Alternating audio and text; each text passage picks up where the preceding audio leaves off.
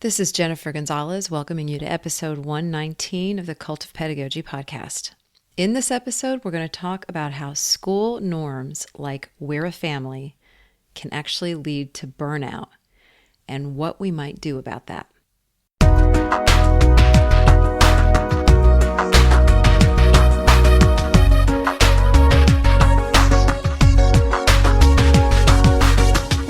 The first time my principal asked me to take on the role of yearbook sponsor, I said no. I was looking ahead to the upcoming school year. I would be teaching 130 seventh graders, and all 5 of my preps would be writing classes. Back then, our state had formally assessed writing portfolios in 7th grade, and I was going to be responsible for getting all of them done. It was a notoriously difficult teaching position, and I was actually excited to take it on, but I knew it would be even more time-consuming than any other year had been. And so adding yearbook responsibilities would put the workload way over the top. So when he asked, I kind of grimaced and said I'd rather not. Then I asked if there wasn't someone else who could do it. It turned out there wasn't. Together, sitting in his office, we mentally checked off the rest of the faculty. If they weren't coaching a sport, they were sponsoring an extracurricular activity or doing some other extra thing. Or they were brand new, or a year away from retirement, or pregnant and heading toward maternity leave. After a few silent moments, I finally said what we were both thinking. So if I don't do it, then someone else has to take on a second extracurricular. He shrugged. Or we just don't have a yearbook this year. And that is when, surprise, I became the new yearbook sponsor. Despite my gut telling me it was a bad idea, I agreed to do it. And over the next 2 years, I did schoolwork 2 to 3 hours every night, plus another 8 to 10 hours over the weekend just to keep up. What else was I going to do? The reality of our school was that the workload always exceeded the labor force. So if we didn't all do more than was reasonable, then someone was going to suffer, either our colleagues or the kids. And who wanted that? Unfortunately, this scenario is probably all too familiar to many of you. In fact, some of you might even be thinking, he just wanted you to sponsor one extracurricular? You only had 130 students? You had it easy. Anyone who has ever taught even 1 year knows that teachers are always being asked to do more, to squeeze more into less time, to multitask and juggle and figure it out because that's what teachers do. You cut back on sleep. You eat more fast food, you skip workouts, you spend less time with family and friends. You generally spend less time on all the things that the experts tell us are necessary for a good, healthy life to make room for more school-related work. And even though so many educators recognize that this is an unsustainable system, the system holds steady. Except for one problem. Every year, thousands of outstanding, talented, passionate teachers are leaving the classroom. Although the reasons may vary, many teachers I've known have left because they got to the point where they had to choose between quality of life and their job. And ultimately, they chose quality of life, even if it meant taking on less meaningful work. On top of these high attrition rates, the number of people entering the profession has dropped sharply over the past few decades. So that means every year we have fewer and fewer teachers available to fill the classrooms where our students so desperately need them. So maybe the system isn't holding so steady after all. And if it's not going to collapse entirely, one thing that's got to change is this idea that teachers should be willing to pick up the slack all the time, no matter what. That if we're not willing, even eager to do this, then clearly we don't really care about kids or about our colleagues. And that message, which is conveyed to us in all kinds of subtle ways, is what we're going to talk about today. My guest is Angela Watson. This is actually the third time Angela has come on the podcast. I've had her on so much because she's done more than anyone I know to try to solve the problem of teacher burnout, and she is making a heck of a lot of progress in that area. In episode 33, we talked about 5 powerful ways to save time as a teacher. And in episode 71, we discussed why it's so hard for teachers to take care of themselves. Over the last few years, her incredibly popular 40-hour teacher workweek club has helped thousands of teachers take their lives back without leaving teaching. And now, in her new book, Fewer Things Better, she is encouraging teachers to stop trying to do it all, to get clear on what really matters and focus most of your energy on just those things. But doing that requires us to change the way we think about things, the way we hear certain messages.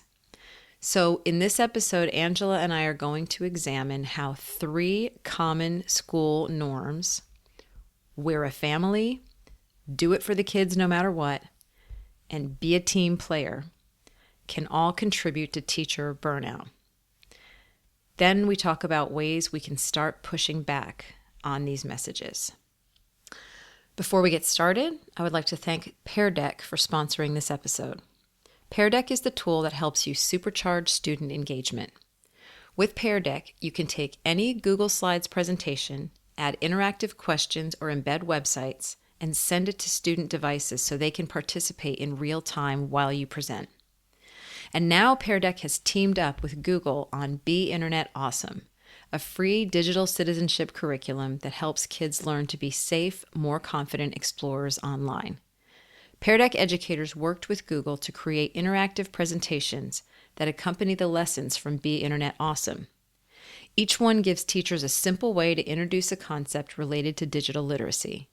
And because they're editable, they're easy to tailor to your students' grade level.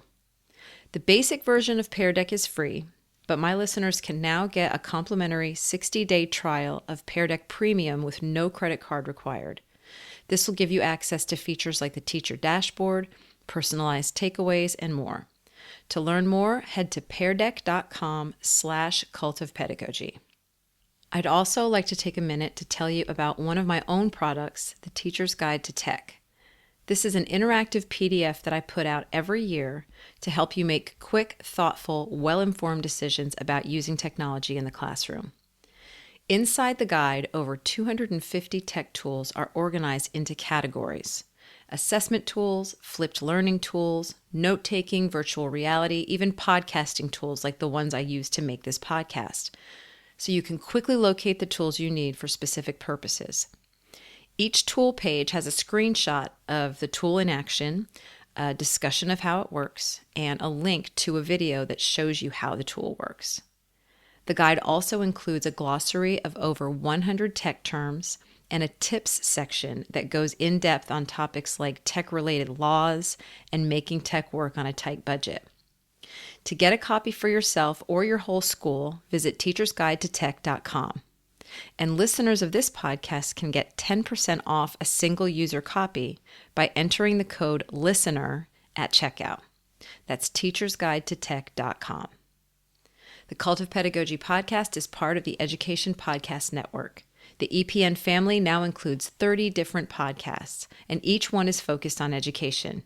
Check out all of the EPN podcasts at edupodcastnetwork.com. Now, here is my conversation with Angela Watson. Angela, welcome to the podcast. Thanks for having me. So I talk to Angela just about every day, so we're going to try to make this professional. And I'm really excited to have you on because I've talked to you throughout the process of you writing this book. And so, you have got some really great ideas that you want to share with teachers. So I'm gonna, for the people who are listening who are not familiar with your work, I'm going to give them a little bit of an overview. A lot of the work that you've done has focused on teacher mindset. So my first familiarity with your work was your 2011 book, Awakened, where you showed teachers how to shift their thinking so that they experience their work differently. And then in 2015, another book called Unshakable, where you offered 20 specific ways to help teachers enjoy teaching every day, regardless of the circumstances. And then after that, you started on the 40-hour teacher work week club, which was, I shouldn't say was, because it is a year-long club for teachers that not only shows them how to be more efficient and productive, but more importantly, how to change their thinking and set realistic goals and create better boundaries and let things go so that they actually have time for the stuff that really matters. So, from all of that work that you've done with club members over the last few years, you've taken some of the most important lessons and put them into a new book that is just about to come out called Fewer Things Better: The Courage to Focus on What Matters Most. So, tell me about this book. I wanted to put into print some of the things that I know teachers are thinking and feeling, but either can't quite articulate because they're just too busy to really put it all together, or they just can't say it out loud. Mm, Because I think the things in this book are the things that we're thinking and saying privately to each other. But if you work for a school system, it's risky to get on a public platform and say these things in this way. So I feel like I'm in a unique position where I'm not employed by a district, I'm not contracted with an organization. So I can speak a little bit more freely on this.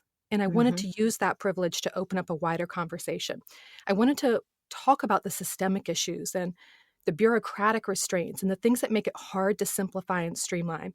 Because when we talk about doing fewer things better, it's not as easy as just saying, well, I'm not going to bring any more grading home. I'm just going to mm, quit all the committees. mhm. And I think for one reason, it's because you're going to be judged by other educators if you do that. The pervasive Right, view in teaching is that it is a calling. And if you care about kids, why would you want to do less? You should be giving 110% at all times. If you don't want to dedicate all your time and energy to the job, then you should just be in a different field. And that logic has always baffled me because we know what the teacher attrition rates are like already.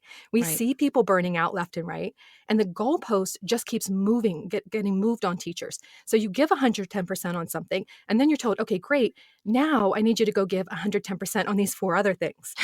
And a lot of those demands really aren't worthy of being given your full time and energy because they don't really make that big of an impact for kids. So, figuring out how to do fewer things better is not about taking the easy way out. And you know, Jen, how much I struggled to figure out the subtitle of this book and convey that to mm, people. mhm, And that's why I finally settled on the courage to focus on what matters most, because it does take courage to question what you've been told about what it means to be a teacher, what it means to be successful, what it means to be happy. It takes courage to carve out time to get clarity and figure out what really matters, both in your instruction and your personal time.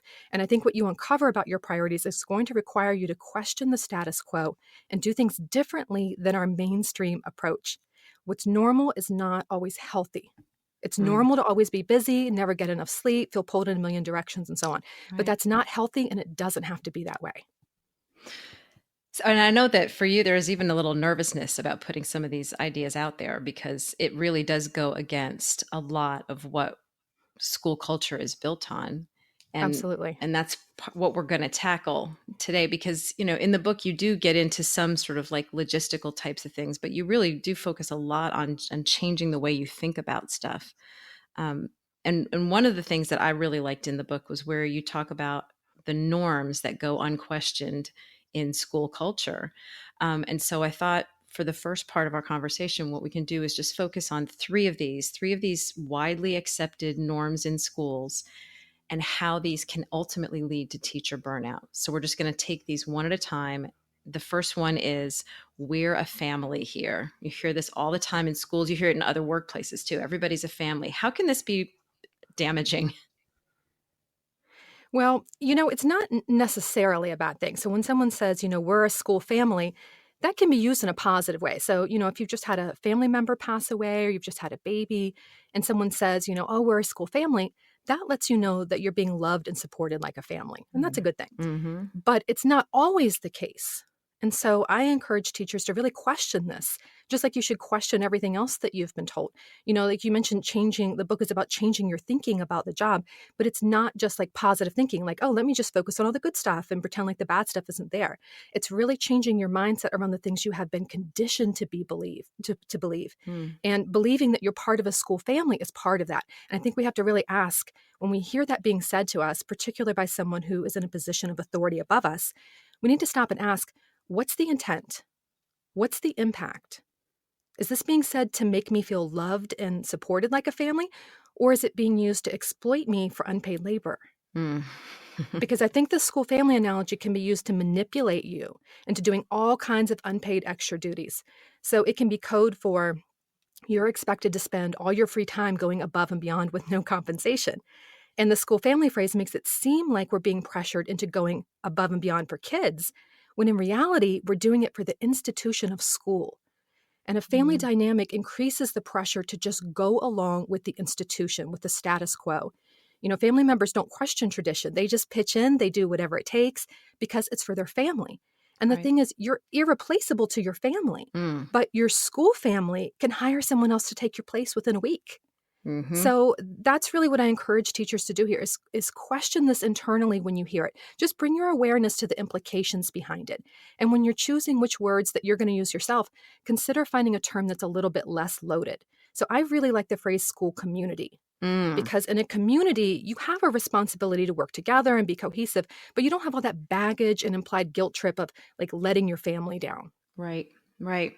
So, and I do worry a little bit about, administrators listening to this and saying, but we really are a family. We take care of each other. The message here is not that you should not use that phrase, but just be very careful about when it is being used and question whether or not it's being used, possibly even unintentionally, to milk a little bit more work out of people who are already very much overworked.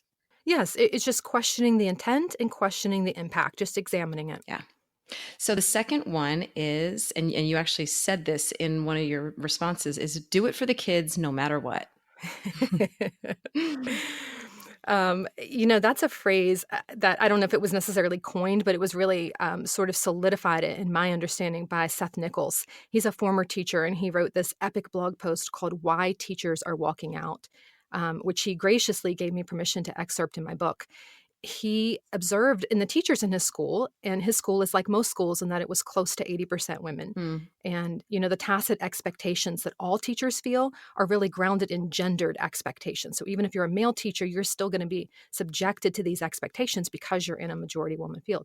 So he noticed what was happening in his school, and he observed how the teachers around him would do whatever it took to prove that they are good caretakers and good Mm. nurturers. Mm. And he called it the woman's honor code. Do it for the kids, no matter the cost. And yes, as educators, we are there for the kids. Mm. But the problem is that teachers' pure intentions and genuine desire to make a difference, I think, have been exploited. Because the powers that be, the people making the budgets, and government know that if the school doesn't provide what kids need to thrive, we as educators will pick up the slack. Right. We will figure out a way to get kids what they need. We will work dozens of unpaid hours every week. We will make our materials from scratch. We will spend money from our own paychecks if it's going to benefit kids. Yeah. And we've been conditioned to believe this is just part of the job. Right. And we'll find ourselves neglecting our health, our relationships, our home, even our own kids, because the school family needs us and we need to do whatever it takes for students. And I think for many of us, there's no clear alternative because no teacher wants to feel like they're shortchanging kids. Right. Right. That's an accusation which just cuts to the bone for us. We're not going to dare try to simplify or ask for what we need or insist that our needs be met because that might give other people the impression that I'm here for something other than the kids. Mm. So the message that I'm really passionate about normalizing in education is this idea that you can be there for the kids and the paycheck. It's not a volunteer position where you're supposed to be there for purely altruistic reasons and nothing else. Right. You can enjoy making a difference and also enjoy paying your mortgage. Those two outcomes are not mutually exclusive. Right. And because here's what's really true about it for me. I believe that teachers should have the opportunity to be fully actualized human beings who have career aspirations and hobbies and hopes and dreams apart from just sewing into the lives of other people's children. So we can't agree to just do whatever it takes at any cost because the cost is our physical and mental and emotional and spiritual health. And the cost is our marriages and relationships and children and our parents. And ultimately, for many of us, the students suffer because we're so overwhelmed and overworked that we can't show up as the best version of ourselves. And many of us ultimately decide the sacrifice is not sustainable. Well, and So that's, it's my mission. that's how it Go ends ahead. up. That's how it ends up is even somebody who is die hard about this, do it for the kids no matter what. That person may end up teaching 5 to 10 years less ultimately because they just can't do it anymore because they were never able to say no. And finally, they just gave up entirely. And it breaks people's hearts when they make that decision. but they say it's this or dying, or it's this or my marriage, or it's this or, and so even for somebody who might be rubbed the wrong way about this idea of maybe pushing back on this a little bit, think about the number of really gifted teachers that have ultimately had to leave because they couldn't do it anymore. So maybe rethinking that value, is a way of actually serving more kids for longer. Exactly, because then you can stay in the field. Mm-hmm. What if we replaced this idea of do it for the kids no matter the cost with find a sustainable way to be a great teacher Yeah. so that we're not sacrificing all our time and energy for the job and we're able to stay and make an impact for longer? Right. Right. So the third one, and this kind of is similar to we're a family, it's be a team player. And I mean, I hear this in all different kinds of workplaces. What's wrong with is holding up being a team player as such a high value? Well, the thing is, when people say, you need to do this to be a team player, it's usually used in a context of asking for unpaid labor. So, lesson planning and grading papers, that's your job, which you're paid to do. So, no one ever says be a team player, grade your papers, right? Mhm. It's when you're being asked to do things that aren't part of the core of your job. Yeah. And that's when this comes in because you're pressured into doing all this extra stuff to be a team player. And the truth is that all this extra work that's outside your standard teaching duties should be handled by someone who is trained and paid to do it. So, for example, your school deserves aides to handle supervision duties during non instructional time. So, you shouldn't be pressured to do lunch and recess and Mm. cafeteria and bus and hallway duty. Because when are those things happening? It's during your planning or your prep time. That's when you're supposed to be focused on your real job, which is planning and preparing lessons and assessing the work that your students have Right. done. It's supposed to be focused on your instruction and your kids. But instead, you're mopping the cafeteria floor because there's no one else to Yep. do it. And you want to be seen as a team player. So, all the stuff that would really move the needle for your Mm. students either doesn't get done or it gets done on your own time for free in the evening. Right. And I think this norm has evolved into a survival mechanism for schools because they're so underfunded, they're so under resourced and understaffed. And the only way to function with what they're given is if everyone buys into this mentality that they're part of the school family and they need to do whatever it takes and be a team player. So I think we have to be careful in our examination of our own role in this racket. So Mm. it's not to say that you should never pitch out, you should never help out, you should never do something that's not in your job description.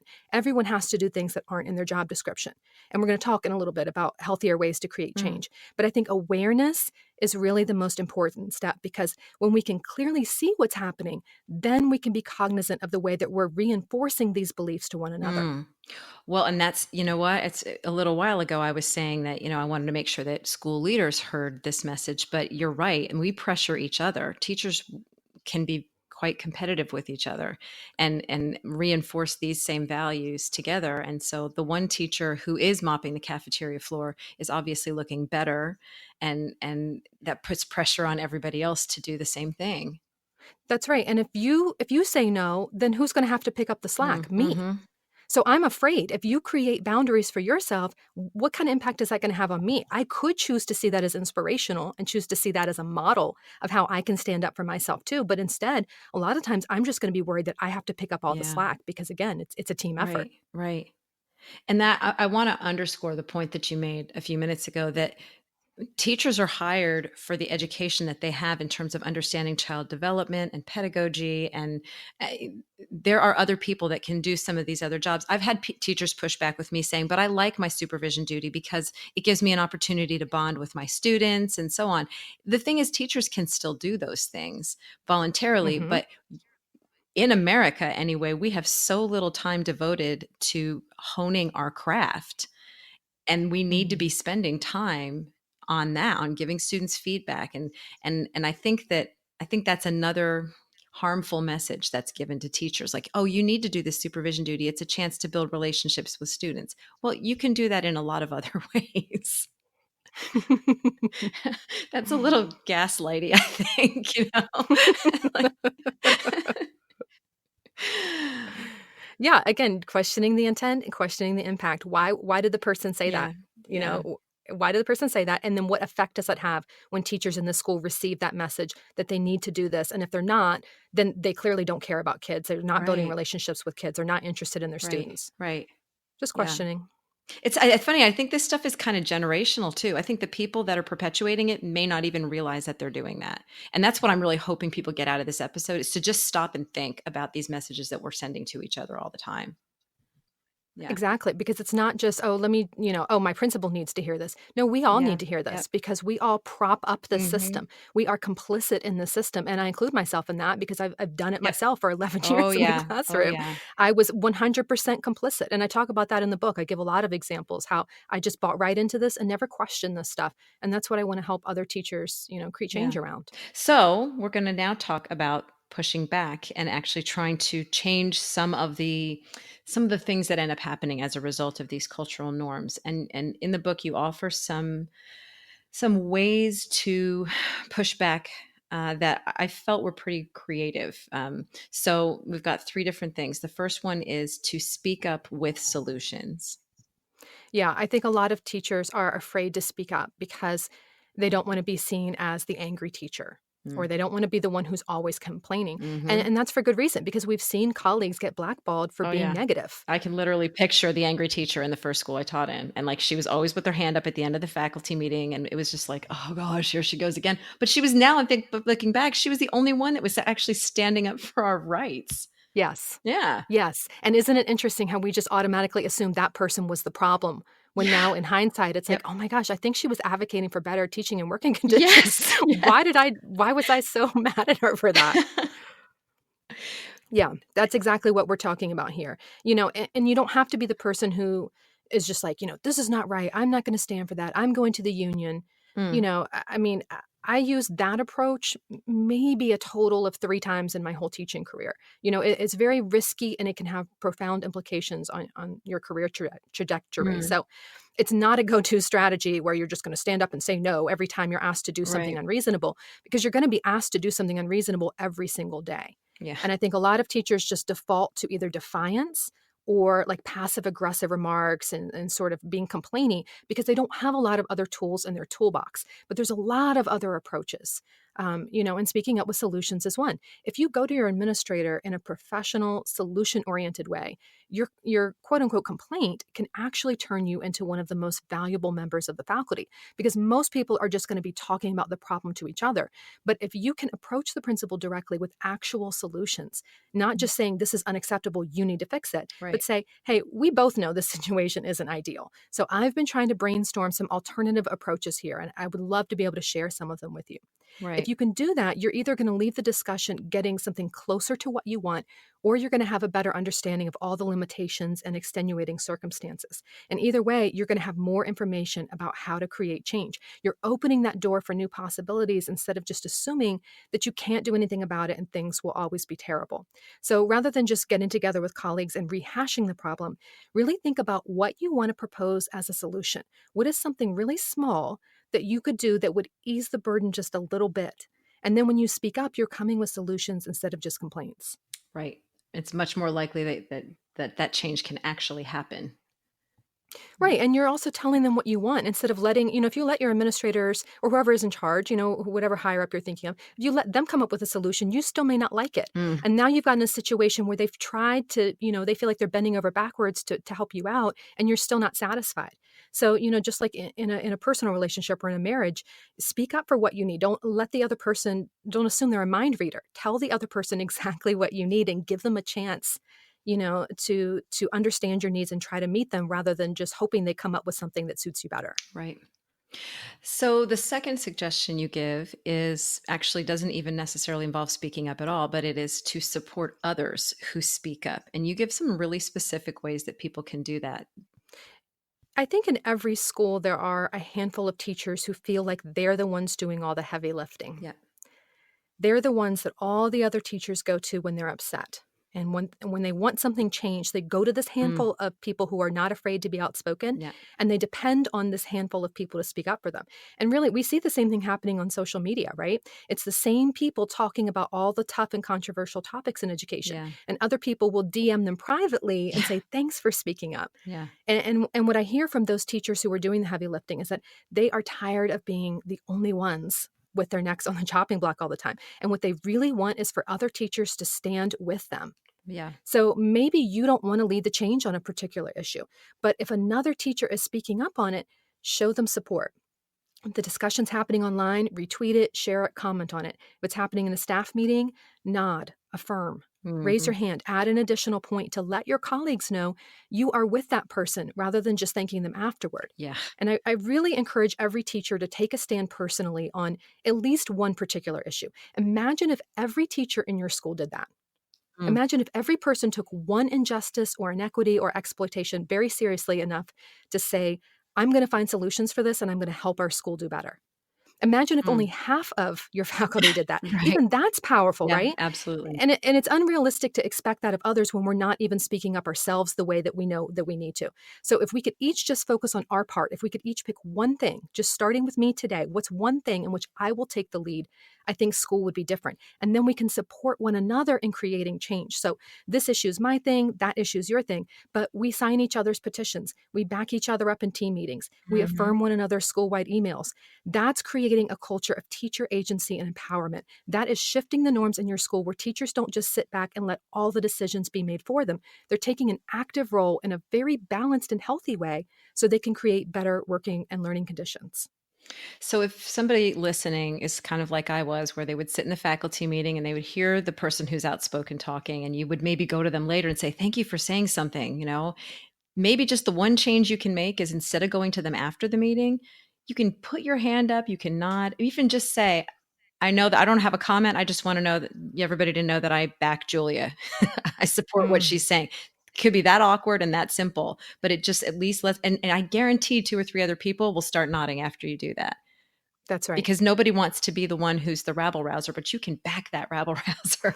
That's right. And if you're coming with solutions, you're not even rabble rousing at that point. This is the person Right. who's thought through the problem very carefully and is proposing ideas. So you're not even you're not causing trouble, you're not being a hater. You are supporting someone in suggesting solutions. Yes. And speaking of trouble, your third suggestion for pushing back on things that are damaging and harmful is quiet subversion, which is one of my favorite phrases that I learned from you.